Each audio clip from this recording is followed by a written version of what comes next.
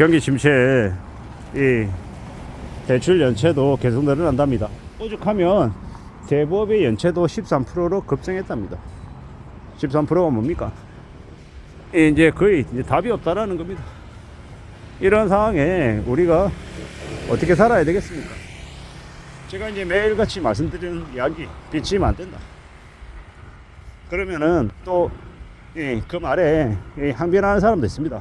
먹고 살 게 없는데 그러면 빚이라도 져야지. 빚 안 지고 어떻게 살 거냐 라고 얘기하는 이들이 분명히 있다라는 겁니다. 근데 잘 생각해 보십시오. 정말로 돈이 없고 정말로 먹고 사는 게 힘들면 나가야죠. 밖에 나가서 하다 못해 동사무소라도 찾아가서 자기 사정 얘기하고 이 쌀이라도 받아서 정말 먹는 거라도 해결하려고 하면 할 수 있다라는 겁니다. 그리고 참 창피하고 불편하지만 주변에 도움도 요청하고 살아남기 위해서 할 수 있는 뭐든 해야죠. 그것보다도 더 험한 일을 겪을지도 모르는데 정신이 최대한 조금이라도 밖에 있을 때 애써야 된다고 저는 생각합니다. 그러지 않고 카드론 쓰고 리볼빙 쓰고 저기 뭡니까 비대면 급전대출 쓰면 나중에 어떻게 됩니까? 그게 눈덩이처럼 불어나가지고 안 그래도 힘든 사람의 삶을 뒤흔듭니다. 우리가 불법 사채들 어떤 식으로 빌려줍니까? 수치심을 이용해 가지고 대출해주죠. 담보로. 수치심 뭡니까?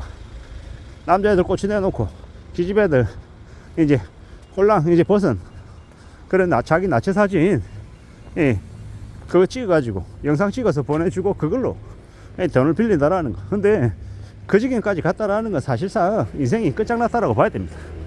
젊었건 나이가 들었건 어떻든 간에 그 지경까지 갔다라는 건 거의 그냥 자기 삶을 그냥 개차반 취급하는 겁니다. 누가요? 스스로가 자기 자신을 그렇게 이제 학대한 거예요. 그러고 난 다음에 돌고 돌아서 이제 불법 채권 주심 들어오면요. 그러면 속수무책으로 무너지는 거죠. 이게 무서운 일입니다. 그런 빌미를 누가 준 겁니까? 스스로 준 거예요. 그리고 스스로 돈이 없어서 정말 돈이 없어서 그렇게 했다.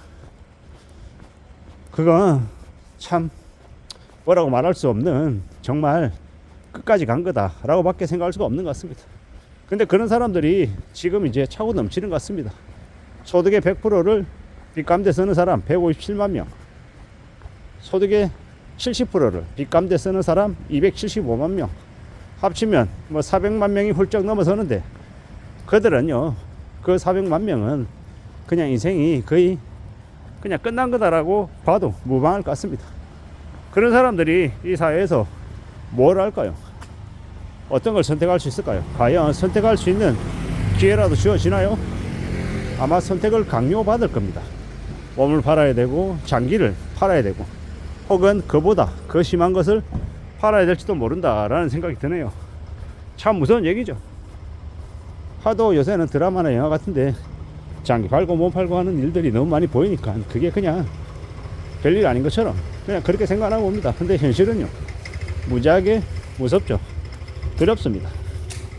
앞으로 더 우려스러운, 더 염려스러운 일들을 우리는 많이 목격하게 될 것 같습니다.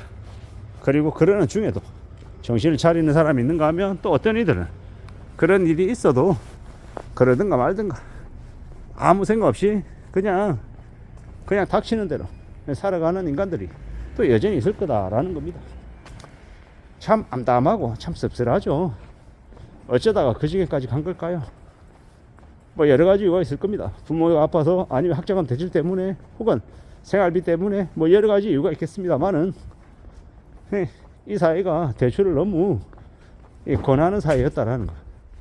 나라조차도 청년들을 위해서 주거 비용을 지원해 준다라고 하면 실제로 현금성으로 지원해 주는 게 차라리 낫다고 생각합니다. 저는 어줍지 않게 전세자금 대출이니 무슨 대출이니 대출해 줘서 그렇게 하는 거는 결국엔 이 부담을 더 키우고 더 힘들게 만드는 거다라고 저는 생각합니다.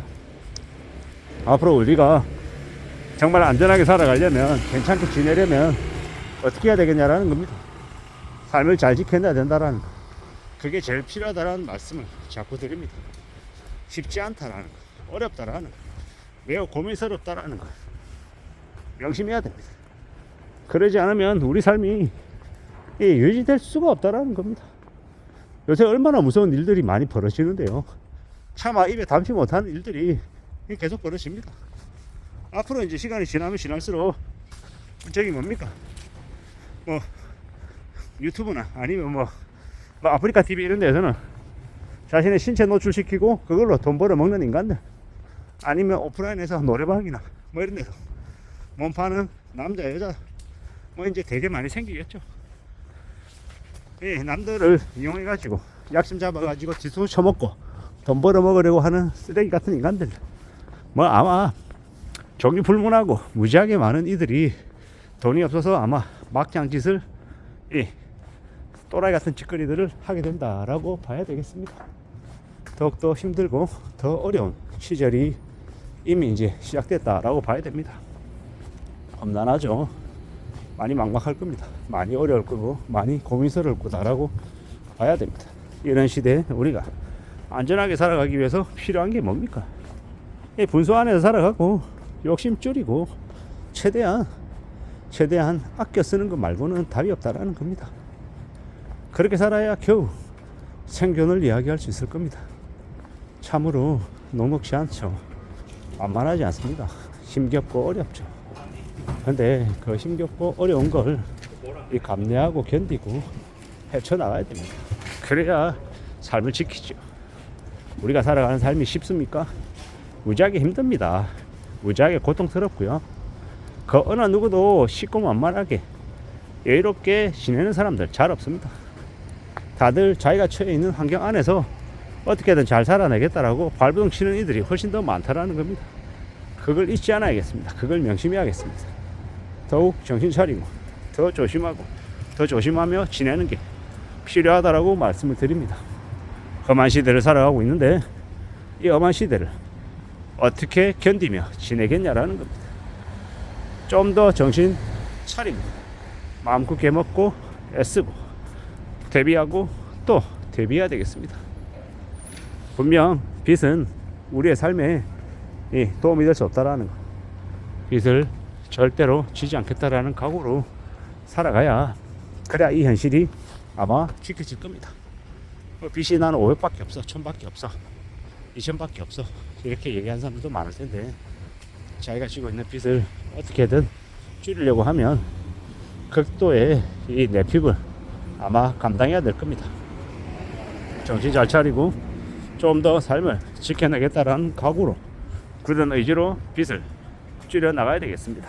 그리고 애시당초 빚을 지겠다라는 마음 자체를 버려야 되겠습니다. 이상입니다.